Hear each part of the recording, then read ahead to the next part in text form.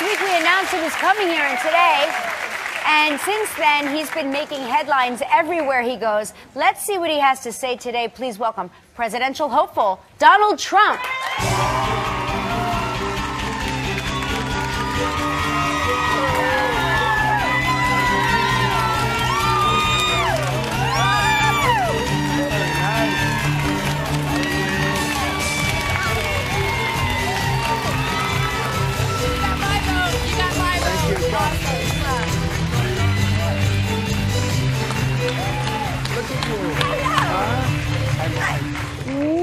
How are you?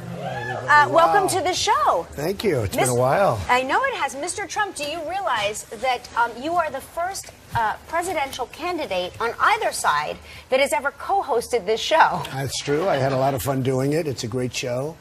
Boy, better than ever. You're doing great, huh? Oh, thank you very much. Thank you. You ever see our friend Regis? He was just here. Oh, because, I mean, how good? Regis is great. He's great. This is a little different generation, slightly. I've been thinking about him since you've declared that you would be running for president, because I know how close the two of you are, and I often think, like, is he giving you media advice? Will there be a position in your cabinet for him? We'll have to find something. I think so. But you're doing great. I'm very proud of you. Thank you. Thank you very much. Now, let's get down to what everybody's talking about. Okay. Now, in your book, Crippled America, you write about your relationship with the media. Now, here's what you say. You say, sometimes... I hate the media. You hate the media. You say, sometimes I make outrageous comments and give them what they want, viewers and readers, in order to make a point. Now, yesterday, a few days ago, you said about banning Muslims from coming into the country. Was that something that you think would be adopted or could be adopted, or is that something that you just said to be outrageous? No, not to be outrageous. Look, we have a problem in this country. The World Trade Center happened to come down, and lots of other things have happened. Then last week you had the terrible shooting in California, and frankly, a lot of people knew that was going to happen. A lot of people knew he had those guns and the rifles and the bombs all over the apartment. One person saw the bomb, said, oh, gee, I didn't want to racially profile. I thought it would be incorrect to racially profile. So a lot of people killed. You look at what went on in Paris. We're going to have tremendous problems. It's getting worse and worse. And those problems are coming from a certain sector. Now, I did it for a limited period of time, but our country has to get its act together. We have people that don't know what they're doing, and we need safety. We want to make America great again. But we need safety in our country. But wouldn't a ban on Muslims, though, wouldn't that violate the Constitution's, freedom of religion? No, because we don't have a Constitution. These are people that aren't in the country. I mean, the people that are in the country, they're in the country. We're not talking about them. These are people that are outside of the country. So we're really not talking about the Constitution. And it's not about religion. This is about safety. This has nothing to do with religion. It's about safety. A lot of problems are happening in our country. I mean, hey, look. We can go to many different things. You look at trade, you look at what China and all these countries are doing to us. They're taking our money, they're taking our jobs. There's so many problems that we have in the country. And the purpose of the book, and it's done so well, and honestly, this is the first time I've even promoted the book, really. This is my first show about the book, and the book's been out like for 3 weeks because of my respect for you guys. But it's done really well, and I think the reason it's done well is because of, I tell it like it is, as your friend Howard Cosell used to say. Well, but there are a lot of people in your own party who are speaking out against you. They're saying, oh, what he's saying is not right. We don't condone it. We don't agree with it. With that being said, would you consider to run as the third-party candidate? Well, let me tell you, first of all, I don't want to do that. I'm leading in the polls by not a little bit, like by 20 and 21 points. A poll just came out. I'm leading in Iowa, New Hampshire, South Carolina, Nevada, Texas. I'm leading in Florida against two people. One was a governor, one was a senator. I'm leading every single poll, and nationwide, I'm leading in every one of them. So obviously, I'm very happy where I am. The people, the Republican Party the people have been phenomenal. The party, I'll let you know about that. And if I don't get treated fairly, I would certainly consider that. In fact, they did a poll in one of I think it was USA Today, where they said 68% of the people that were Republicans would follow Trump if he went independent. I don't want to do that. Number one, when you're leading by 20 and 21 points, you don't do that. A lot of the people that are very critical, people like Jeb Bush, who's down being, got nothing going, and a lot of the others that are critical, they're doing very poorly. I mean, they're doing very, very poorly in the poll. It was sort of interesting because Jeb the other day was on television, and he said, Donald Trump, maybe I disagree with him, but he is a gifted, gifted politician. I said, oh, why did he say that? That's such a nice thing to say. And then he said it again and again. I said, this is my opponent. Right. Well, so you here's don't the say question. That when you have are an opponent. No, never. No. Are you Yeah, considering? Michael wouldn't be saying that about me. If you are your party's nominee, have you considered who your running mate would Yes. be? Is that a Yes, but I don't think about it. Look, Well, I who would it started be? off with 17 people. It was 17. Now Yeah. it's down to 15. You're going to have a lot of people dropping Right. out. I was at 35, 36%, which is amazing. When you have 15 people now, we're down to 15, 2 dropped out. When you have 35, 36%, that's amazing when you have 15 people. But people will now start to drop out. You have people like, Lindsey Graham, he's got 0. He's got 0. He's got nothing. I won't mention names because I don't want to embarrass anybody. But you have people. It's too late. But who are you considering? Who are you considering as a running mate? Who I are you won't mention considering? any other names. But do you mind if I go through about 4 or 5 names? No. But we need. But do you who are you think- considering as a running mate? Okay, so I like some of the people on stage with me, and I like a lot of the Republicans generally. I mean, I've been in politics all my life, although I've always been on the other side. I've never been on this side. Right. I was establishment. All of a sudden, I became non-establishment. But, I backed John McCain big league. He lost. I backed Mitt Romney. That one should have been one. He lost. And this time I said, I'm doing it myself. I'm going to do it myself. We're going to make America great again. I don't think too much about the vice presidency for one very simple reason. I want to win first. Right. I don't care. It's like when you start thinking you have the football game won and who are we playing next week? Have you heard that? Right? And then all of a sudden you say, well, we're losing. Or your golf match. You don't look He's at a very it. good golfer, by the way. Is my course in Bedminster good? It's great. Yeah, it's great. Because I know he was over there. They spotted. They called. They said, Michael's playing. And they said, you played very well. Well, they tend to lie a little bit over there. But, we got to take a quick break. And when we come back, we're going to talk about it. We'll see Donald's first appearance on live here in 1989. So stay right there. We'll be right back. Now, listen, some people say that this is your entree into politics in some kind of office. What do you think? No, still no eyes for that? I love what I do. I really enjoy what I do, and I think there's very little doubt that I will not be going into politics. I'm too controversial, you know that. Well, also, you can't live on what the president makes. Okay, what happened?